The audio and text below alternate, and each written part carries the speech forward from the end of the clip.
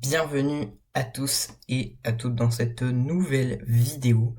Et aujourd'hui, on se retrouve pour le guide stratégique Pokémon Unite présenté par moi, Alexis Gauget. Avant de commencer la vidéo, j'aimerais... généralement, on fait plutôt ça en dernier, mais là, je le fais avant de commencer. J'aimerais citer mes sources. Donc, les deux sources que j'ai utilisées pour réunir les faits qui m'ont été utiles dans cette vidéo, le site Pokémon officiel et le site officiel Pokémon Unite. Voilà. Ce sont les deux seuls sites que j'ai utilisés pour faire la vidéo. Les images que j'ai prises, à part les fonds évidemment d'écran, je les ai trouvées sur les deux sites que je viens de vous citer. Bien, donc comme d'habitude, la vidéo sera composée de 5 parties. La première partie, l'introduction dans laquelle je vais présenter un peu le jeu. La deuxième partie qui sera la partie concernant les Pokémon. La troisième partie qui sera celle concernant les rôles. La quatrième partie sera celle concernant la stratégie à l'intérieur de l'arène. Et enfin, nous terminons par une petite conclusion rapide pour résumer un peu ce qui a été dit dans la vidéo. Bien, donc, Pokémon Unite, c'est un jeu qui est sorti en juillet 2021 sur Nintendo Switch et septembre 2021 sur Android et iOS, je sais pas comment ça se prononce, iOS, aucune idée. C'est donc un jeu qui a été développé par Timmy Studio en collaboration avec les éditeurs donc Tencent et The Pokémon Company. C'est le tout premier jeu de combat stratégique en équipe Pokémon multijoueur, donc en ligne. C'est-à-dire que c'est la première fois depuis la création de la licence qu'on peut se combattre en multijoueur, en ligne, en arène, comme ça. C'est un peu une sorte de RPG, on pourrait dire. Donc où chacun incarne un Pokémon et donc doit se battre contre l'équipe adverse. Hein. C'est donc une équipe de 5 joueurs qui se bat contre une autre équipe de 5 joueurs dans une arène. Et après, ça peut varier, c'est-à-dire qu'il y a plusieurs types de combats. Il y a des combats en mode rapide, à ce moment-là c'est seulement 4 personnes contre 4 personnes. Il y a des combats en mode normal, donc 5 personnes contre 5 personnes. En ce moment là, ou un peu avant, je sais pas quand je sortirai la vidéo, mais là on est en août 2023 et il y a les combats défense drastique, où à ce moment-là c'est du 5 contre des bots qui viennent attaquer le boss qu'on doit protéger. Il y a des combats en mode classé. Bon, voilà. Donc il y a plein de modes de jeu, mais la base, c'est quand même vous jouez en multijoueur, en ligne, dans une arène, en incarnant vos Pokémon. Voilà. Maintenant que le jeu a été un peu beaucoup introduit, partie 1, passons donc aux Pokémon. Alors, dans cette partie, il n'y a rien de bien compliqué, je vais juste vous citer les Pokémon.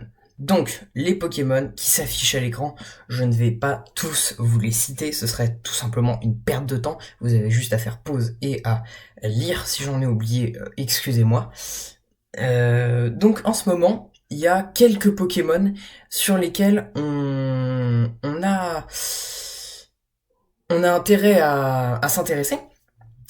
Tout d'abord, Mentali, qui fait des énormes dégâts et qui permet d'immobiliser sa cible pendant un court instant avec son attaque Choc Psy, je crois. Je sais plus. Bon, je sais plus le nom de l'attaque. Il y a aussi Mewtwo, qui méga évolue en Mega Mewtwo X, qui est extrêmement intéressant, qui est un Pokémon polyvalent, très très très utile, qui fait des gros dégâts, qui sait gérer bon nombre de Pokémon. Muscoto aussi, qui est un Pokémon très intéressant à jouer à cause de sa capacité vampirisme, qui fait d'énormes dégâts tout en restaurant les PV de l'utilisateur. Après, Muplodocus, qui peut être intéressant comme Pokémon défensif, qui arrive bien à gérer les Pokémon offensifs, hein, qui arrive très très bien à gérer les Pokémon offensifs d'ailleurs. Zacian, qu'on voit aussi parfois dans quelques parties, qui fait d'énormes dégâts, qui a un bon bulk, mais qui n'est quand même pas très très utile. Donc il fait des gros dégâts, il a un bon bulk, mais en utilité, on a déjà vu mieux. Sinon, Lucario, qui est toujours aussi puissant qu'un Pokémon polyvalent, qui a un bulk correct, tout en ayant une statistique d'attaque très élevée. Fenardalola, un Pokémon un peu cancer, à cause de sa fâcheuse tendance à geler ses adversaires. Zeraora aussi, qui fait d'énormes dégâts. Et Amphinobie, enfin, qui est, si je ne m'abuse, un des Pokémon les plus puissants du jeu. Et la plupart des fans sont d'accord pour dire ça. C'est-à-dire que Amphinobie est extrêmement puissant, fait des gros dégâts à distance. Et il n'a pas un bulk de malade, puisque à la base c'est quand même un Pokémon offensif. Mais il tape très très très très fort. Et sa capacité reflet est vachement utile en combat. 1v1. Bien, voilà, donc je vous ai présenté là 9 Pokémon qui étaient pas mal à jouer ces temps-ci. Certains sont mieux que d'autres, je pense évidemment à Mewtwo, Mantali et Muscoto. Les autres sont excellents, évidemment. Zeraora et Zacian sont excellents, les autres sont un peu moins bons, mais bon. Après, vous jouez ce que vous voulez, je ne vais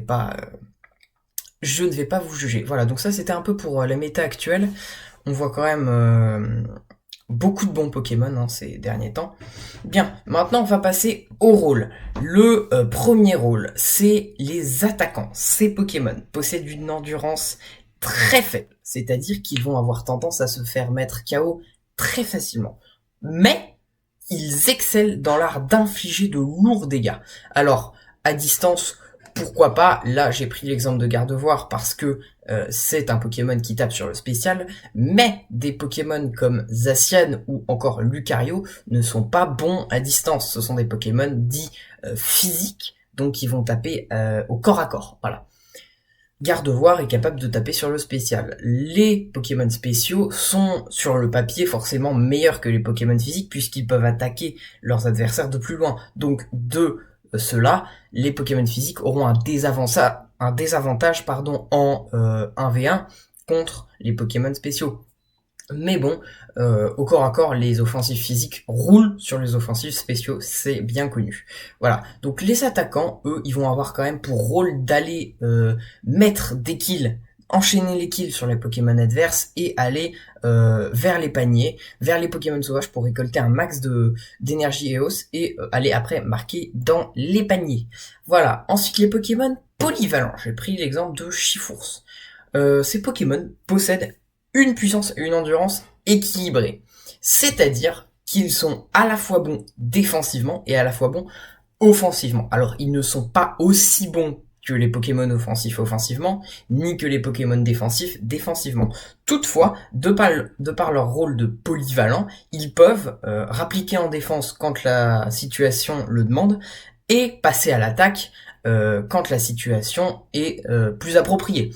De ce fait, les Pokémon polyvalents sont clairement les Pokémon qu'on a envie d'avoir dans sa team si on veut avoir quelque chose de capable de gérer en fait l'équipe adverse. Voilà. Ensuite, les Pokémon défenseurs. Les Pokémon défenseurs sont des Pokémon à l'endurance élevée, excellents à protéger leurs alliés et à bloquer les ennemis grâce à des contrôles de foule. Les contrôles de foule, ce sont les effets qui touchent, les capacités en fait, qui touchent plusieurs adversaires à la fois. On a ça sur les Pokémon offensifs, mais les Pokémon défensifs sont meilleurs pour ça. Contrôle de foule, c'est pas tant les capacités, c'est plus les effets des capacités qui vont affecter l'ensemble des adversaires sur le terrain. Par exemple, on va assommer les adversaires pendant 3 secondes sur le terrain. Voilà, contrôle de foule, on immobilise les adversaires. Voilà, ça c'est un contrôle de foule. Donc le but des défenseurs, c'est pas d'aller marquer les paniers. Attention, le but des défenseurs, alors oui, ils peuvent marquer des paniers s'ils sont en bonne position, mais le but principal des défenseurs, c'est quand même d'aller ramasser un maximum d'énergie sur les Pokémon sauvages et de défendre leurs objectifs. Ça, c'est quand même le principal rôle des défenseurs, c'est de rester assez proche de leur objectif pour pouvoir revenir en défense dès que la situation le demande. Voilà, ça c'était pour les défenseurs. Les Pokémon de soutien ensuite, qui ont un peu le même rôle que les défenseurs. Ça veut dire qu'ils ne vont pas passer à l'action eux-mêmes, mais qui vont plutôt voir en fait à aider leurs alliés en les soignant ou en infligeant des altérations de statut aux adversaires ou encore en procurant des boosts aux Pokémon alliés. Ce n'est pas écrit, mais c'est la vérité. Par exemple, on a l'exemple de l'Euphorie, ici, qui est capable de régénérer des points de vie à ses adversaires avec à ses alliés, oh là là, avec sa capacité ECOC. ECOC, je sais pas, ECOC, si vous voulez. Voilà. Sinon, on a aussi Blanc-Coton, qui est un des meilleurs Pokémon de soutien. Monsieur Mime, qui est également un très bon Pokémon de soutien. Guériland, qu'on voit un peu moins, qui m'a pas l'air si fort que ça. On a aussi tout ce qui est Gros Doudou, Mélodelph en Pokémon de soutien. Voilà. Donc, ceux-là, ce sont des Pokémon qui vont pas eux-mêmes aller attaquer l'objectif, mais qui vont prendre pour allier un Pokémon attaquant ou polyvalent, de préférence attaquant, pour le soigner quand il en a besoin, quand il est au combat, ou bien lui donner des boosts, ou bien donner des malus aux adversaires quand la situation devient un peu critique. Voilà, donc les soutiens, ils sont là vraiment, comme leur nom l'indique, en soutien. Ils ne font que cela. Et enfin, les Pokémon rapides, eux, vont avoir à peu près le même rôle des Pokémon attaquants. Donc, ils vont avoir une très bonne statistique d'attaque, mais aussi une très bonne statistique de vitesse. Donc, ils vont effectuer des attaques extrêmement rapidement et sont, comme les Pokémon attaquants, faits pour aller gratter des points sur les paniers adverses. Généralement, comme les Pokémon attaquants, donc ils ont un très faible bulk, ce qui fait qu'ils vont avoir tendance à plutôt rester en avant en attaque pour marquer des points plutôt que derrière en défense pour protéger les objectifs. Voilà, donc ça c'était les rôles. J'ai fait un point sur les rôles parce que je trouve que dans toutes les parties que j'ai jouées, il n'y en avait pas une seule où les joueurs respectaient leur rôle. Donc quand vous jouez un Pokémon défensif par exemple, imaginons que vous jouiez Ronflex. S'il vous plaît, n'allez pas essayer de marquer des paniers dès que vous avez 2 points d'énergie. Non, les Pokémon défenseurs, ils sont là avant tout pour protéger leur panier des Pokémon adverses qui voudraient adopter cette stratégie. Donc les défenseurs, ils sont défenseurs parce qu'ils défendent, non pas parce qu'ils attaquent. Pareil, les attaquants, n'essayez pas de revenir en défense avec des Pokémon attaquants, vous ferez rouler dessus, d'accord ? Non, les attaquants restent en attaque pour marquer des paniers avec les rapides, les soutiens en attaque avec les attaquants et les rapides pour leur prêter main forte, les polyvalents et les défenseurs en défense, et les polyvalents, dès qu'ils le peuvent, passent en attaque pour contre-attaquer et marquer des points. Voilà, donc respectez bien vos rôles. Hein. Si le jeu a donné des rôles aux Pokémon, c'est vraiment pour qu'ils soient respectés et utilisés en tant que tels. Hein. N'allez pas jouer un Pokémon de soutien en offensif, ça ne servirait à rien et il se ferait détruire. Enfin, la troisième partie, celle qui est d'établir une stratégie. Alors, qu'est-ce que ça veut dire établir une stratégie ? Eh bien, tout d'abord, avant la stratégie, il y a la communication. D'accord. Avant de commencer un combat, veillez d'ailleurs à prendre une voie, d'accord. Vous prenez une voie, celle du haut, celle du centre ou celle du milieu. Ça aide votre équipe à mieux se répartir équitablement. Un offensif et un défensif vers le haut, un offensif et un défensif vers le bas, et au milieu un polyvalent, par exemple. Offensif, je dis attaquant et rapide. Défensif, je dis défenseur et polyvalent. Ou soutien, pardon, pas polyvalent. Polyvalent, il passe au milieu généralement. Pour justement pouvoir aller attaquer en haut quand la situation leur profite, ou aller défendre en bas, ou en haut d'ailleurs, hein, quand la situation le demande. Voilà. Donc établir une stratégie, ça commence déjà par prendre des voies. Celle du haut, celle du milieu ou celle du bas. Mais aussi, c'est celle de construire une bonne équipe. Dans une équipe, vous pouvez avoir jusqu'à 5 Pokémon, d'accord ? Donc, profitez-en. Il y a 5 rôles, 5 Pokémon. Prenez un Pokémon de chaque rôle. Si vous ne prenez pas chaque rôle, prenez au moins 3 rôles différents. Attaquant, défenseur, polyvalent. Soutien et rapide sont un peu moins importants, mais n'hésitez pas à les prendre aussi, ils peuvent être extrêmement importants. Voilà, donc composez votre équipe au mieux. Ici, je vais vous donner un exemple de team que j'ai prise sur le site Pokémon officiel, hein, je crois. Ouais, ça doit être ça. Voilà, c'est une équipe qui est complète et avec évidemment tout le plan de jeu. Et c'est ça la stratégie, c'est d'établir un plan de jeu. Hein. Je vais vous montrer. Le premier Pokémon, c'est Lucario, avec les capacités charge, os et vitesse extrême. C'est pas un Lucario close combat, c'est un peu étonnant, mais vous allez voir pourquoi. Les objets, le Protect Score, le bandeau et le bandeau muscle. Donc là, on voit clairement que le Lucario, il est là pour taper très fort et marquer des points. Voilà. Protect Score, pour marquer les points, bandeau muscle, pour bien taper très fort. Et l'objet de combat, bouton fuite, ça correspond parfaitement à un offensif qui a pas beaucoup de vie, pour se retirer du combat dès que la situation devient un peu trop critique. C'est tout à fait logique. Les points forts donc du Pokémon sont évidemment sa grande capacité à mettre les KO sur les Pokémon sauvages, hein, puisqu'il tape très fort, Lucario. Aussi à marquer des paniers. Voilà, comme je le disais, évidemment, Protect Score, bandeau muscle, déjà pour les 2 premiers points forts. Ensuite, Blanc Coton, qui va venir en soutien. Hein. Là, on a un attaquant et un soutien. Blanc Coton, capacité Cotogarde et Boule Pollen. Cotogarde, c'est pour augmenter ses défenses, je crois. Et Boule Pollen, c'est pour restaurer des PV et infliger des dégâts aux ennemis. Je crois que c'est ça. Objet tenue multi-exp, bandeau muscle et bouclier de secours. Bandeau muscle, c'est un peu étrange, mais bon, pourquoi pas. Objet de combat, donc bouton fuite, pourquoi pas, pour pouvoir se retirer en même temps que Lucario et le couvrir dans sa défense. Enfin, les points forts de Blanc Coton, soutient Lucario sur la voie du haut. Donc vous voyez que là, la stratégie, c'est vraiment Lucario passe en attaque pour marquer des points et Blanc Coton est là pour vraiment le soutenir. Et ensuite, soigne de manière constante face à Torgamor. Alors, il y a une légère incohérence ici. Torgamor, c'est sur la voie du bas. Et là, Lucario et Blanc Coton, ils sont censés aller vers le haut. Donc, prenez ça comme Motisma, voilà. Soigne de manière constante face à Motisma. Bon, voilà. Donc, un duo très très utile pour mettre KO les boss comme Motisma, Torgamor ou même peut-être Elector. Et enfin, soutient les tentatives de panier en milieu de partie avec Cotogarde. Voilà. Ensuite, c'est pas encore fini, il y a 5 Pokémon.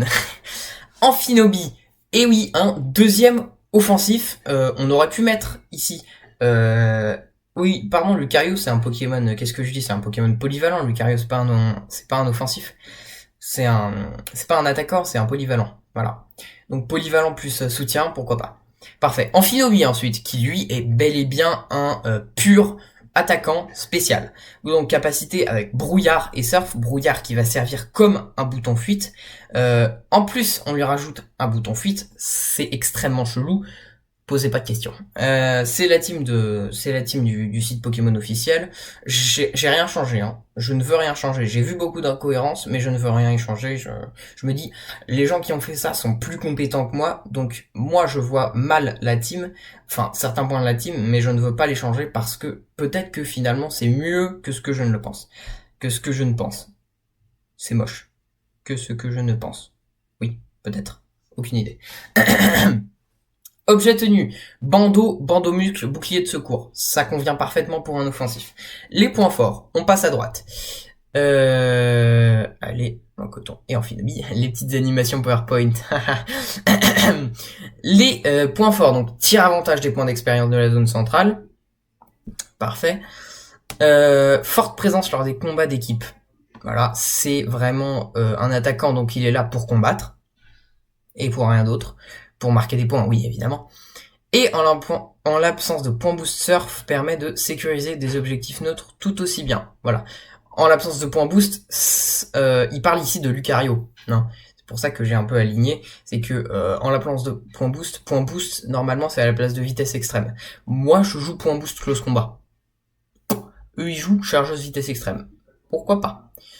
Et donc, en l'absence de point boost, surf permet de sécuriser des objectifs neutres tout aussi bien. Bon, voilà. Gros Doudou, maintenant, qui est un Pokémon de soutien aussi, je crois. Oui, je suis même sûr. Capacité berceuse et éclat magique. Berceuse pour endormir les défenseurs, pour pouvoir faire marquer Amphinobi en toute quiétude, et éclat magique pour un peu de soutien, ça fait jamais de mal. Objet tenu, Protect Score, bandeau, bouclier de secours, ça convient parfaitement au Pokémon. Objet de combat, bouton fuite, ok, pourquoi pas. C'est comme Amphinobi, comme Lucario et comme Locoton. Ici, il y a que des boutons fuite, je sais pas pourquoi, mais il y a que ça. Bon, et les points forts, donc doué pour mettre KO les Pokémon sauvages sur la voie du bas, parce que c'est vrai que Gros Doudou a quand même des bonnes statistiques offensives, malgré son rôle de soutien, et il est assez robuste pour protéger Bulbizarre en début de partie, jusqu'à ce qu'il atteigne son stade d'évolution finale, c'est-à-dire Florizarre.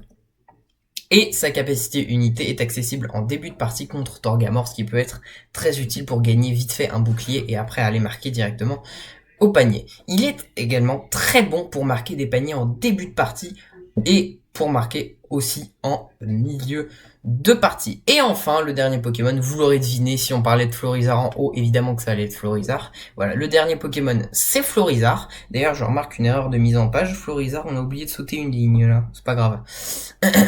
Florizarre, donc, qui est un Pokémon offensif, lui aussi. Vous voyez que il n'y a pas obligation de prendre un rapide et un défenseur. Ici, on a pris un polyvalent, Lucario, 2 soutiens, Blancoton et Gros Doudou, et 2 offensifs, Amphinobi et Florizarre. On a donc 3 catégories différentes de Pokémon. C'est vrai que j'aurais bien aimé quand même qu'il y ait un Pokémon défensif dans la team, mais celle-ci étant plus axée offensive, ça se voit hein, clairement dans la team, c'est pas si grave que ça. Non, c'est pas si grave que ça. Florizarre donc. On se reconcentre. Capacité lance-soleil, Bomberk. Objet tenu, bandeau muscle, bouclier de secours. Pokémon typiquement offensif. Objet de combat, bouton fuite. Comme le reste de la team, absolument pas original. Point fort, attaquant à distance, très puissant en milieu de partie. Et enfin, lance-soleil fonctionne à merveille avec la berceuse de Gros Doudou. Berceuse, ça endort les Pokémon. Ça les immobilise quoi. Et lance-soleil, on rappelle que ça tire tout droit. Donc ça peut être extrêmement utile de combiner les 2 attaques. On endort l'adversaire, et après, boum, on le met KO grâce à lance-soleil. Mais il aurait pu éviter lance-soleil s'il n'avait pas été endormi. C'est pour ça que les 2 Pokémon se matchent bien. Voilà. Pour la stratégie, je vous laisse la team. Libre à vous de faire pause si vous voulez la capturer. Capture d'écran, hein. Et peut-être pouvoir la jouer avec vos amis en combat classique 5v5. Cette team, je l'ai prise, il y en avait d'autres, hein. Je l'ai prise parce que franchement c'est celle qui me paraissait la plus équilibrée, la meilleure, franchement. C'est peut-être pas la meilleure, surtout qu'elle doit quand même un peu dater. Les Pokémon qui sont là datent un peu quand même de quelques mois maintenant. Maintenant, il y a eu beaucoup d'autres ajouts. On aurait pu d'ailleurs mettre Mentali à la place d'Amphinobi ou de Florizarre, plutôt de Florizarre d'ailleurs. On aurait pu mettre Zacian à la place d'Amphinobi ou bien Mouscoto, qui est extrêmement puissant aussi. À la place de Lucario, qu'est-ce que je dis, et mettre un défensif à la place de Gros Doudou ou de Blancoton, plutôt de Gros Doudou, puisque Blancoton est vraiment utile en soutien, Gros Doudou un peu moins quand même, donc mettre un défensif à la place de Gros Doudou, ça aurait été très utile. Mais bon, l'équipe, est comme ça. Je ne la touche pas, libre à vous de la modifier autant que vous le voulez. Par exemple, moi, pour les Pokémon de soutien, je mettrais plutôt une potion. Bon, pourquoi pas, les Pokémon offensifs peut-être aussi une attaque plus, une vitesse plus, un boost de panier, là, je sais plus comment ça s'appelle. Voilà, donc on a terminé la partie 3, et donc on a terminé le corps de la vidéo. Voilà, donc souvenez-vous bien quand même, rappelez-vous bien, construisez toujours une équipe stratégique. Ne prenez pas que des Pokémon offensifs, vous ferez rouler dessus. Si votre équipe est mal construite et que celle de l'équipe en face, d'en face, est bien construite, qui a des défenseurs et des offensifs. En défense, vous pourrez rien faire et votre attaque ne passera pas puisqu'il y a des défenses dans l'équipe adverse. Donc souvenez-vous toujours de ça. Construisez une équipe équilibrée. Hein, voilà. Enfin, la conclusion qui va reprendre les 3 parties de notre vidéo. Premier point, choisissez bien votre Pokémon. Ne prenez pas un Pokémon dont vous savez qu'il vous sera inutile, d'accord? Évitez de prendre des Pokémon un peu comme qu'est-ce qu'on pourrait dire? Quels Pokémon ne sont pas très puissants? Bon, en soi, ils sont tous pas mal. Hein. Ils sont pas mal. On va juste, excusez-moi, revenir. Hop, là, là. Voilà. Alors, là-dedans, est-ce qu'il y en aurait un qui serait pas un peu moins bon que les autres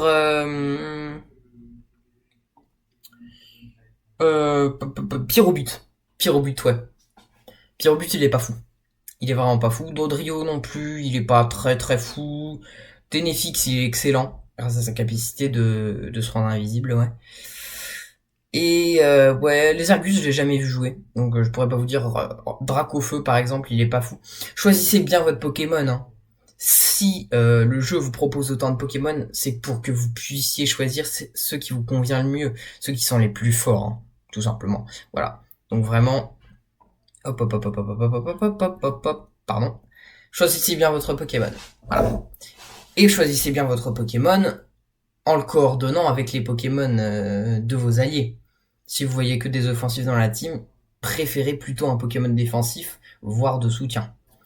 Deuxième point, jouez votre rôle. Je ne cesserai jamais de le répéter, s'il vous plaît. Jouez votre rôle. Ne partez pas en attaque avec un défensif. Restez en défense. Ne partez pas en attaque avec un soutien. Restez pour soutenir le push.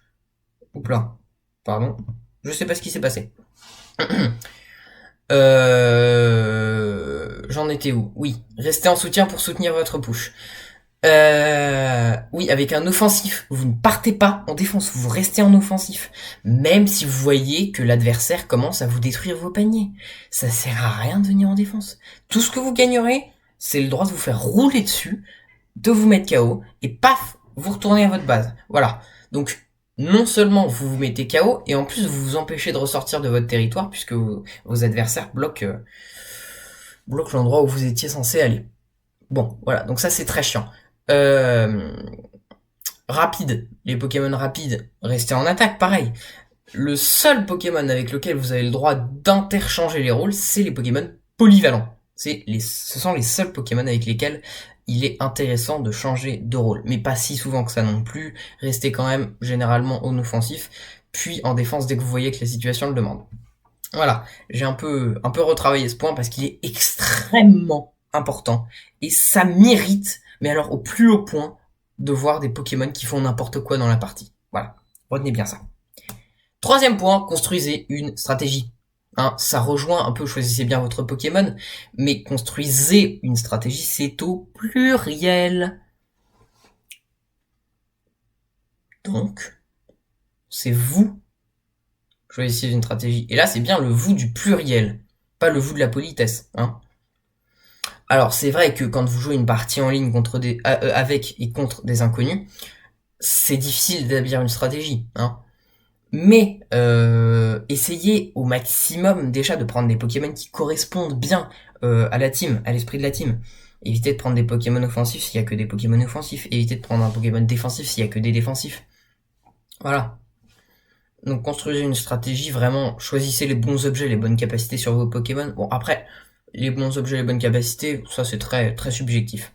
Mais selon ce que vous avez envie de faire avec votre Pokémon, choisissez la bonne composition. Voilà.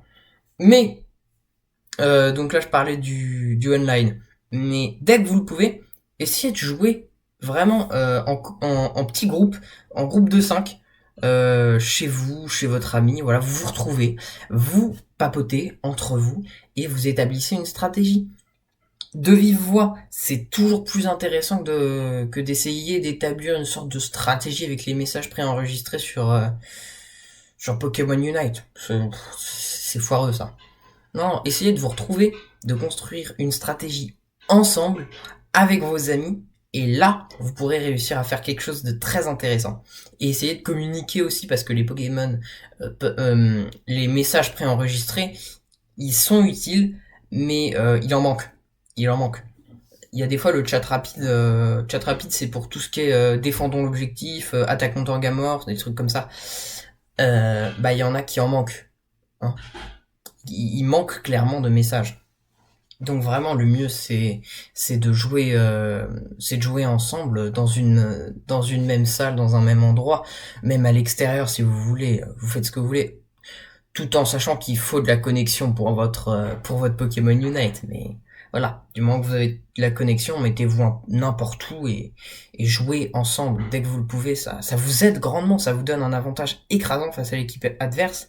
La communication, hein, ça fait quasiment tout dans une bataille, quasiment tout. Voilà. Bon, et bah c'est fini pour ce petit guide stratégique. J'espère que ce petit guide vous aura plu. Si c'est le cas, n'hésitez pas à vous abonner, à liker, à commenter et à partager un maximum de monde pour que vous sachiez tout ce qu'il faut bien tenir vos rôles lors d'une partie. Et puis à part ça, je pense que je vais m'arrêter là pour les vidéos Pokémon. J'ai sorti la vidéo Écarlate et Violet. Là, je sors la vidéo Pokémon Unite. Je vais peut-être faire une petite pause sur Pokémon. Je vais peut-être reprendre les vidéos Long Clash Royale. Donc vous verrez plus ma tête pendant un moment. Bon, c'est pas si grave que ça. Hein. J'aurais pas beaucoup changé. Mais voilà, c'était juste pour vous prévenir qu'on va peut-être faire une petite pause sur Pokémon. Sauf si j'ai une idée entre temps de vidéos intéressantes, longues à faire. À ce moment-là, évidemment, je la ferai. Je la posterai le week-end, évidemment. Mais bon, jusque là, je crois pas avoir encore beaucoup d'idées. Donc bon, on verra bien ce que l'avenir nous réserve. Et puis moi, je vous dis, et ben à la prochaine.